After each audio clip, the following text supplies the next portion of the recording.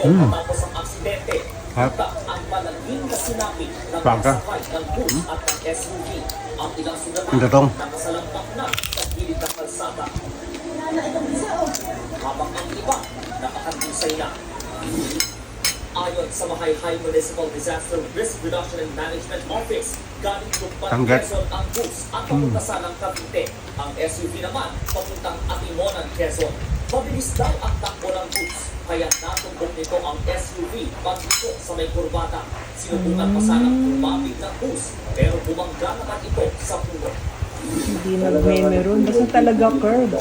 Kaya medyo delikado kung talaga nito ibaguhan na dadaan doon. Kailangan mo mag-minor, kailangan mo magdahan-dahan. Dapat talaga sa mga Sa curve. hindi ng aksidente, inabot ng 7 oras ang search and retrieval operation ng mga